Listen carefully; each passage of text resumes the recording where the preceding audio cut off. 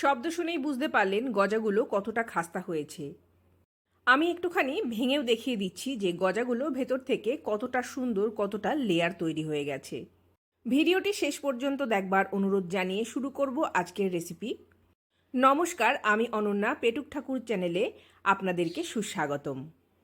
ছোট্ট ছোট্ট গজাগুলো তৈরি করব আমি ময়দা দিয়ে। তার জন্য নিয়ে নিচ্ছি 500 গ্রাম পরিমাণ ময়দা।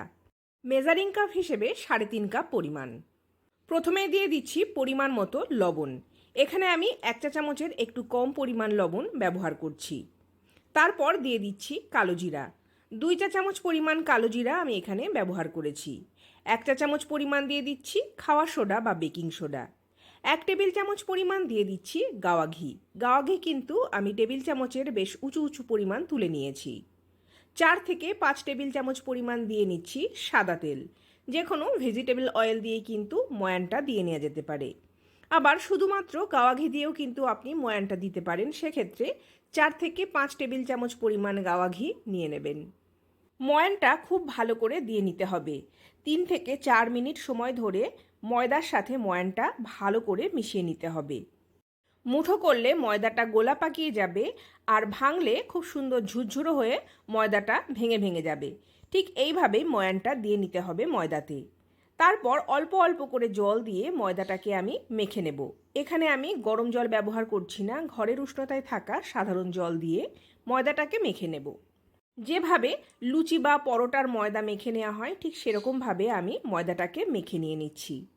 খুব বেশি নরম হবে না, আবার খুব বেশি শক্তও হবে না। দেখুন আমি একটু চেপে চেপে দেখিয়ে দিচ্ছি।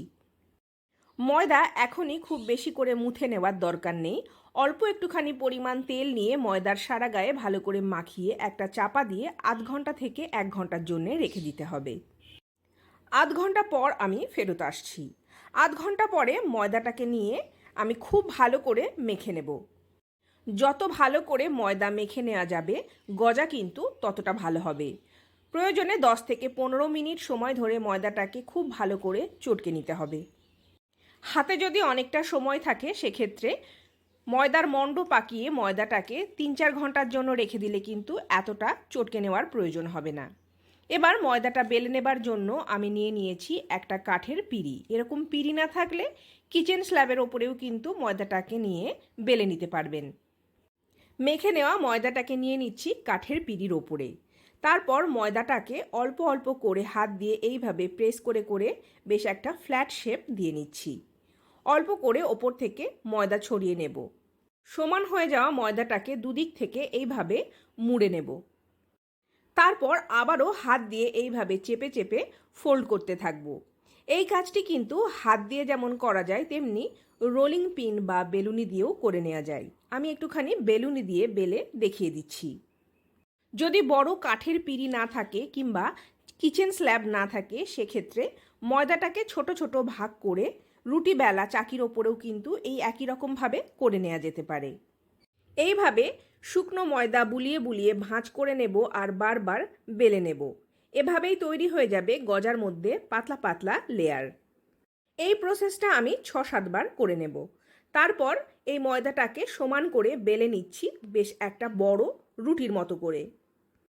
কাঠের পিঁড়িটা বড় থাকবার জন্য আমি একবারেই বড় একটা রুটি বেলে নিয়ে নিয়েছি। এবারে দেখিয়ে দিচ্ছি রুটিটা কত মোটা করে আমি বেলেছি। দেখুন এরকমভাবে একটা মোটা রুটি বেলে নিতে হবে। এবার একটা ছুরির সাহায্যে এরকম সরু সরু লম্বা লম্বা করে পিস করে কেটে নিচ্ছি ময়দার এই রুটিটাকে। আপনার আমার রান্নার চ্যানেল পেটুক ঠাকুর সাবস্ক্রাইব করে পাশে রাখা বেল বাটনটি অল করে দেবেন, অনুরোধ রইল।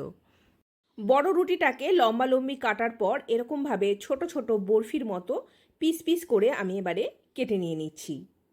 ছোট ছুরিটা দিয়ে কাটতে একটু অসুবিধা হচ্ছিল, মানে সময় অনেক বেশি লাগছিল, ওই জন্যে আমি নিয়ে নিয়েছি একটা চপার। গজাগুলোকে আমি ফ্রাইং প্যানে ভেজে নেব। বড় জায়গা হবার জন্য একসাথে অনেকগুলো গজা ভাজা হয়ে যাবে। আপনি কড়াইতেও কিন্তু ভেজে নিতে পারবেন।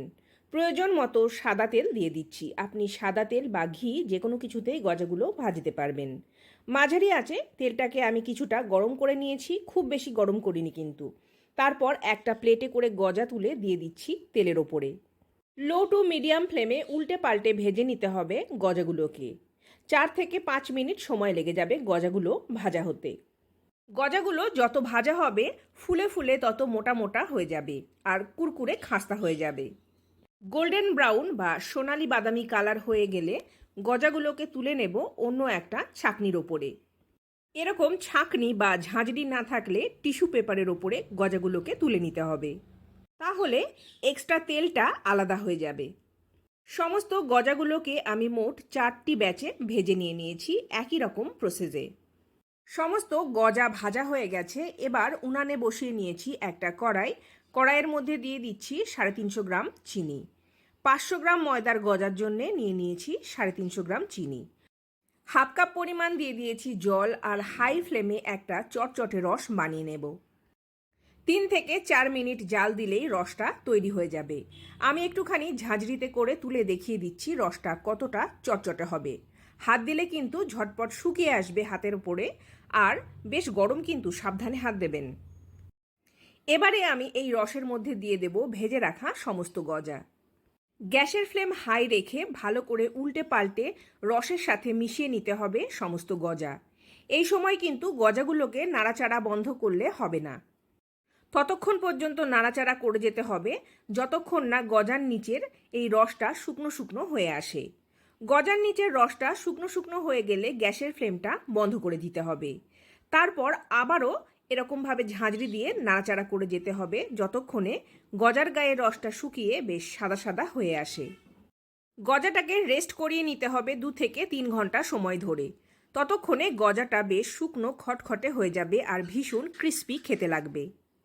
কমেন্ট করে জানাতে ভুলবেন না কেমন লাগলো আমার গজার রেসিপি। বাড়িতে থাকা ছোট সদস্যরা কিংবা বয়স্ক মানুষেরা সবাই ভীষণ মজা করে খাবেন এই গজা। ঠান্ডা করে এয়ারটাইট কৌটোতে ভরে রাখলে বহুদিন পর্যন্ত ভালো থাকে এই গজা। আপনাদের সাথে দেখা হবে পরবর্তী কোনো রেসিপি নিয়ে পরবর্তী কোনো দিনে। আপনারা অনেক ভালো থাকবেন। আজকের মতো বিদায়, নমস্কার।